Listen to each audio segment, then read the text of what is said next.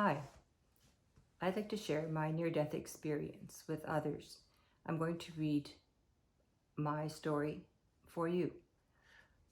My name is Anita Rosalie Cermak, and this is a recollection of my rendezvous with death and how I came to be called Miracle Child.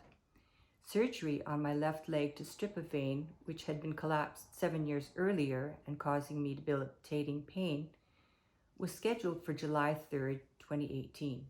Due to my genetic connective tissue condition called Ehlers-Danlos syndrome and a prothrombin bleeding clotting disorder, my surgery was booked in the Red Deer Hospital instead of the health clinic in Olds, where it was usually done. After the procedure, we were informed that all went well. My husband Les left for our ranch an hour away and said he'd return the next day to take me home.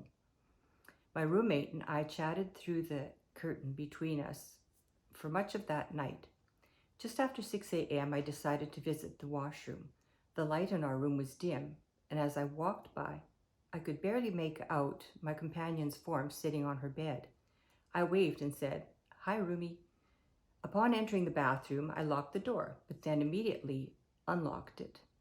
Turning into the room, it blotched out with blackness. This was the beginning of my rendezvous with death. I felt my spirit rising and moving forward from my body. Before me appeared a gray, shadowy form. I recognized it as the same one I had seen a couple of times as a child when I was very sick. Through the years, I wondered if it was a recurring dream, but at that moment, I knew for certain it meant death. The hospital called Les, informing him that I had died and that the first responders and doctors were doing all they could, but it was unlikely I would be revived. Recalling near-death testimonials I had read about, I anticipated that my experience would be similar, with a tunnel before me and a bright light leading me to the other side. I moved forward in search of that light and expected to hear a comforting voice from the loving, protective presence I always sensed around me. As I peered through blackness, I pleaded, "God, where are you? I can't see you. Where is the light? Where are your angels?" With no response, I felt alone and abandoned. A surge of dread shot through me as I feared my destiny. Later, I would come to realize that I had been wrapped in the light all along. It was as though I were on a brightly lit porch on a moonless night peering through the dark. Refusing to remain in fear, I turned back toward the shadow. As I began to accept death and the fact that whatever would be, I imagined that what existence was going to be like without the encumbrance of my physical senses. With this reflection came a sense of urgency, and I asked myself, what is there on earth I want to stay for? Instantly, my husband's image appeared in a soft glow of light as an exciting energy surged between us. A soothing warmth surrounded me. Without hesitation, my heart answered this. This is what I want to stay for. This moment of splendor was cut short as my attention was drawn upward. Huge glossy streaks that looked like gigantic shards of black crystals streamed downward like a heavy curtain. No, maybe it was black, thick oil. I watched in wonder as it slowly descended in front of me. Suddenly, the bottom left corner of this curtain fragmented. I expected to possibly hear the sound of splintering glass, but instead heard muffled voices. Through blurred vision, I could see my legs being shifted. Confused, I thought, why am I no longer floating? I had enjoyed moving about effortlessly. I was surprised to find that I was back in my body. Vaguely, I could make out the form of a man holding my legs. There was a small circle of light above his head. I also heard and felt the murmur of a voice and warmth on my neck and shoulders. Later, I would realize that these were the first responders. If it's possible to be clinically dead and yet experience physical sensation, Then the sudden warmth I felt when Les's image had appeared to me was probably from the man holding my upper body. Later, when I was on a ward, I identified the overhead circle of light to be like the one above the shower in the bathroom where I had collapsed. The indistinct conversation continued, and then an intense light shone above. From over the left side of my head, I caught a glimpse of the face of a young man as he moved away. Then the form of a woman came down toward me through the glare. I heard her say, "Okay, here we go." As the light became blocked, a deafening, sloshing, gurgling sound rushed through my entire body. It was horrific.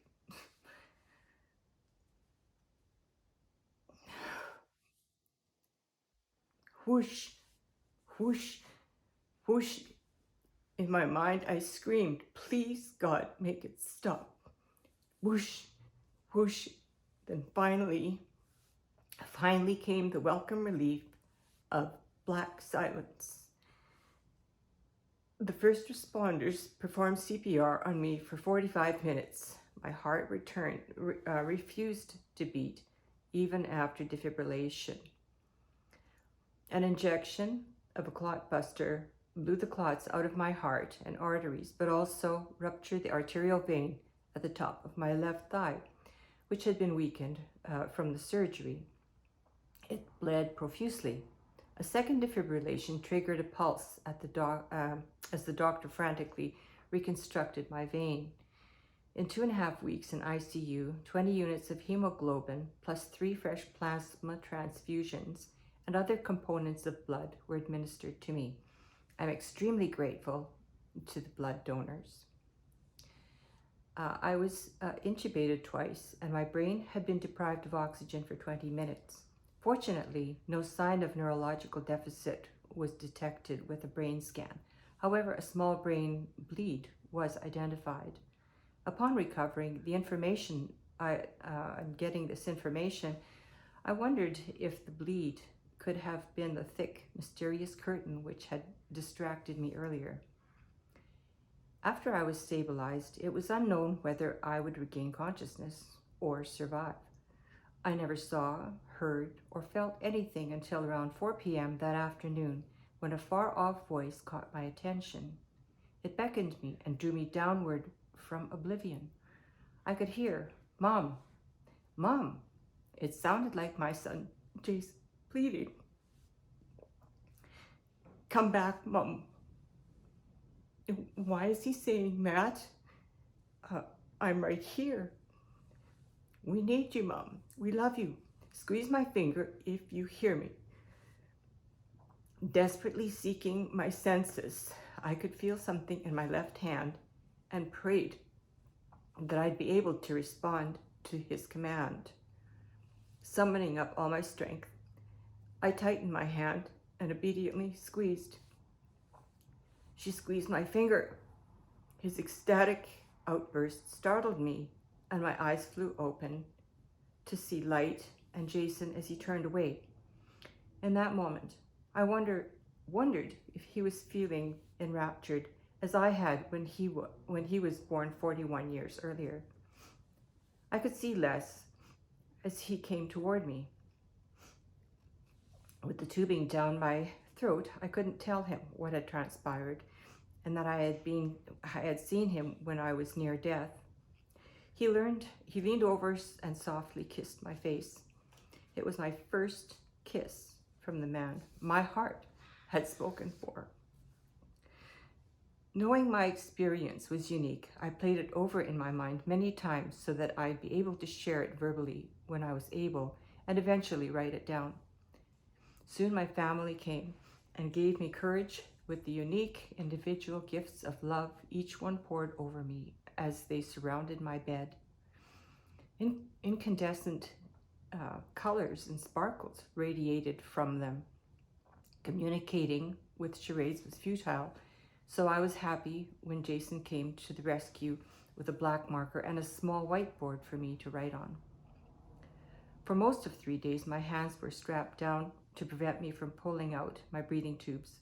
3 of my ribs were cracked during CPR, causing my chest to feel like it had been hit by a semi-truck. My entire body was swollen, so I had no wrinkles anywhere.